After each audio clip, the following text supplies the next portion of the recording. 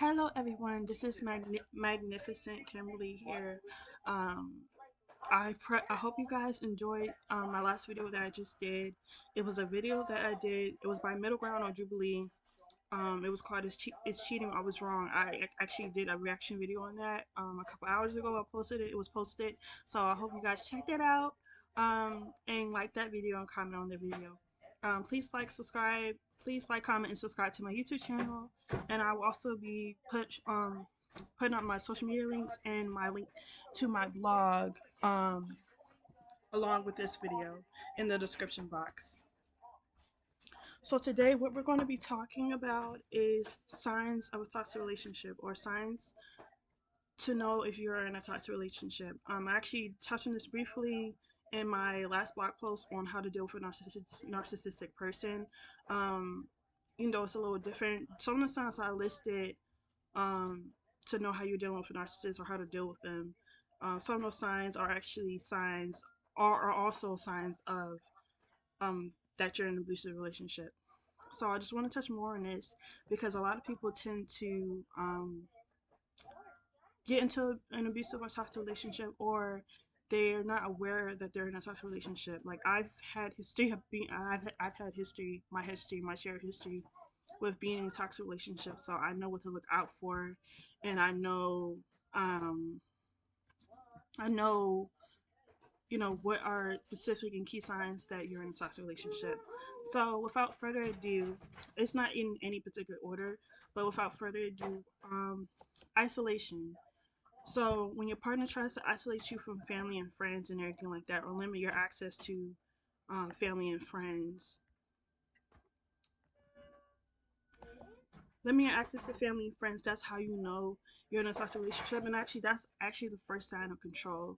And so you actually want to watch out for that and be careful of that, because if someone is trying to cut off access from you having friends or hanging out with your friends and everything like that, that is one of the hugest signs. Me in particular, like in my own experience, I've had someone make me cut off my friends for whatever reason, and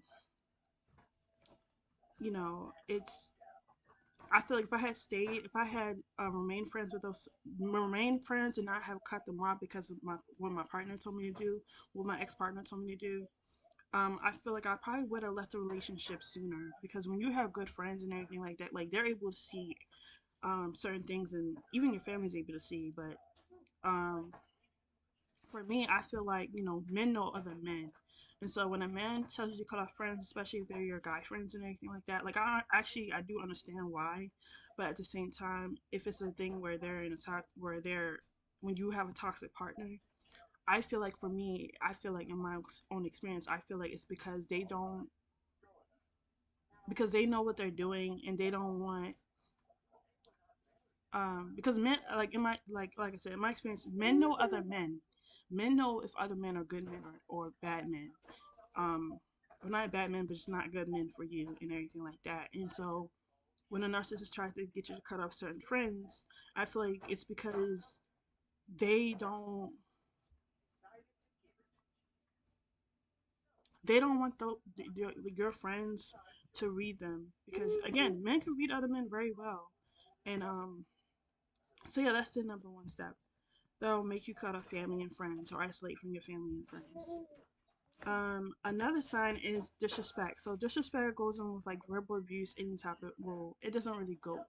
I would say it's a part of abuse, but not totally, but it's definitely a part of abuse, a form of abuse. But yeah, disrespect is when they degrade you, calling out your name, insults, threats, all of that. So that's how that's um so yeah, that's how you know if you're in a toxic relationship. Disrespect. Okay, another sign is dishonesty. So it's either dishonesty on your part or your partner's part, or not being able to be honest about certain things that is going on in a relationship, or that you feel for whatever reason. And this also ties in with not feeling safe with your partner. So not feeling, because your person should be your safe space, safe person, your home, and everything like that. Like you should be able to talk to them about anything, no matter what it is. And when it comes to a point where you feel like you can't talk to your partner about certain things, um, that's actually where the next sign comes in, where there's trust issues slash a lack of trust. When you're not able to trust your partner, or when your partner has done certain things, and when you and your partner's done certain things in a relationship, and y'all like to keep score, that's not it. Because you should not be keeping score of how many times each other has done wrong. Um, because in relationships, it's really about learning how to forgive and compromise. And you and your partner are going to do stuff to each other that you're where you may feel upset about, um, or hurt about and everything. And it's one thing to intentionally hurt your partner, but it's one thing to unintentionally hurt your partner. And when I say unintentionally hurt your partner, I mean you may say or do certain things that may hurt their feelings, but it's not really a thing. It's not where it's on purpose. Like when I say on purpose, I mean um, a partner who will call you out your name or disrespect you on purpose. That's different from your partner taking out you having a hard day and taking a frustration out on you. That's still not right to do. Either circumstance is still not right to do. But at the end of the day, we're human and we're flawed, and so it's one thing to if they take it out on you, whatever, and they actually do apologize and take accountability and don't repeat that pattern. Whereas if they keep repeating that pattern, then that's where it's a problem. And that's where a serious conversation needs to be had to talk about what needs to be done and everything like that. Um, Although I feel like, in my opinion, you should only have to have one conversation about someone, whether regardless if it's your partner or not. You should you should not have to have multiple conversations on how to tell someone how to treat you. So that's my thing. Um, Another thing is walk on an eggshell. So walk on an eggshells kind of reminds me, takes me back to the point. Yeah, walk on an eggshells kind of takes me back to the point of um like always having a disagreement. Your partner always having this. You're always having disagreement. You're always in disagreement. You're never on the same page. You are um like it just begins to get hard to talk to your partner or be around them. Like you start not wanting to be around them anymore. Like you start wanting more space and more time to yourself, because it's like there's always a problem. It's like one problem after another, and that can go into like your partner always nitpicking you about something, or always seeing something wrong, or you feeling like your partner never appreciates you, or there's always something wrong with what you're doing or how you are and everything like that. Nobody wants to walk on eggshells. Nobody. So yeah. Um, Lack of independence in space. So this is a huge one. I'm gonna when I do another relationship video, which I might do this sometime this week, I'm gonna talk about that. But lack of independence or space or alone time to yourself. So in relationships, in a healthy relationship, I'm also gonna do a video on healthy relationships too. But in a healthy relationship, some form of independence and alone time is actually important or very necessary to developing and continuing to develop a healthy relationship. Because if you never have your own time, like your alone time, if you never have, you know, independent time to yourself, whatever, especially now that I'm parent as a mother, like if I'm dating someone, I actually need to have my independent time. I need to have my own time to de-stress, to get to do to just to de-stress and all that. Um, and before, I would say before, you know, before when I was younger, whatever. I used to not want to have a long time to myself, or I didn't really understand the depth or the importance of having a long time. But I feel like once I became a mother, especially towards the end, I feel like I truly understood the importance of having a long time and having independence, because it's actually necessary, especially when you're juggling a lot on your plate. Like even if you don't have a child, it's still important to have that, because again, that's the key to a healthy relationship and to maintaining a healthy relationship. Um, I would say Okay, so another sign of a toxic relationship is blaming. So either is when none of y'all can take accountability or responsibility for your actions in a relationship or for your part in the dysfunctional, disconnected relationship, or is when one person constantly wants to blame the other person for whatever happened in the relationship, or wants to constantly blame someone for their actions, for why they're behaving the way they're behaving, instead of taking responsibility for their own actions. Um, yeah, that's not that's not healthy, and that's also not right either. Um, Also, gaslighting and manipulation. This ties in with like an abusive narcissistic relationship, because this is what narcissists tend to do. They tend to gaslight you, and they will manipulate you, and they will make you, question your own reality, doubt the relationship, and there will be more lows than highs. There will be more bad times than good times. And in my opinion, of course, a healthy relationship has challenging times and bad times and everything like that. But in my opinion, a healthy relationship has an equal balance. And when there's more bad times than good times, then that's when you really need to question, like, is this a relationship for you? Is this a relationship you want to be in? Um, I'm not saying there should be more happy times than bad times, but in a sense, there really should be more good times and happy times and bad times and everything like that. Um, so yeah, and again, it's not to say that if you're having more bad times or whatever, it's a bad thing, but basically the good of the relationship should outweigh the bad.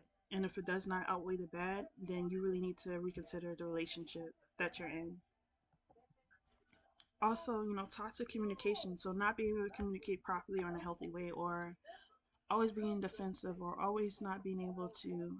Because I used to think that I was defensive and my communication was bad, until I realized that it takes two to have toxic communication and everything like that. And yeah, it takes two to contribute to having a healthy communication style. And you guys might communicate in different ways. We all have different communicative styles and everything like that. So it's actually about learning how your partner communicates, and adjusting to that. um and another sign is jealousy and aggression. So in my opinion, normal jealousy is normal. Like mild jealousy is normal and everything like that. But when it becomes too extreme, to where, because I feel like with jealousy and aggression, I don't like extreme jealousy. I don't not like extreme aggression. Again, mild jealousy, I can understand it. But when it comes to a point where you're comparing your partner, or you start accusing your partner of doing things or whatever, even if even especially if they haven't like showed you that they've done certain things that you're accusing them of, and their actions don't line up with what you're accusing them of, then that right there is just unhealthy. Like, you're just, at that point, that's like you're creating your own paranoia and everything like that. And I would again question relationship, um because nobody wants to keep constantly getting accused of things that they're not doing. Like, that's actually how you push someone away, and that's not only how you push someone away, but that's how your partner in a relationship may shut down, may start detaching from you and everything like that, if you're constantly accusing them of things that they're not even doing. Um,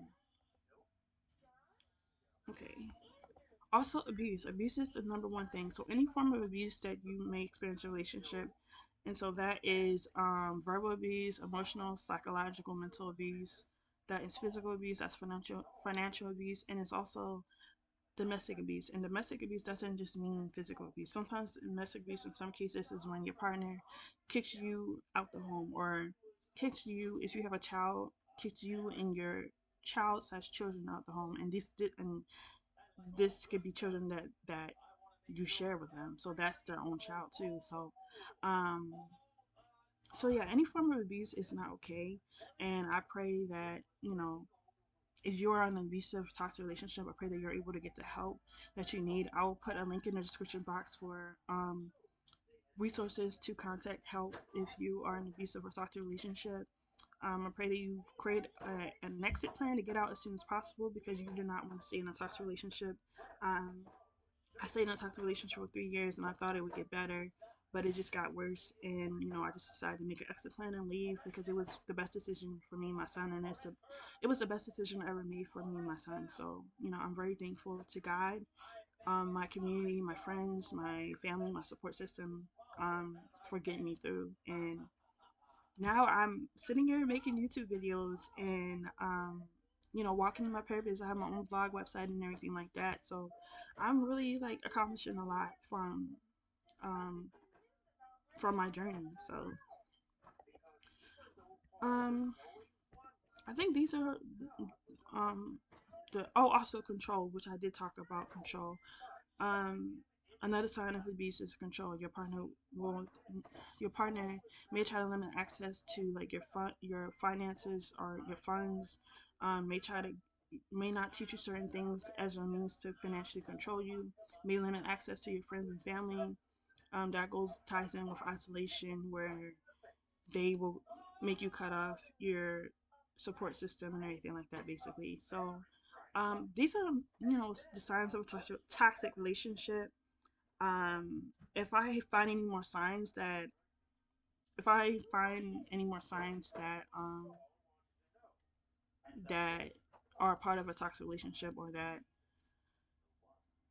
are, I don't know how to say it, but if I find any more signs of a toxic relationship, I will actually make another video. I'm also going to make a video on like healthy signs of relationship, and I'm going to make more videos. So be tuned for my upcoming videos on Wednesday or Thursday.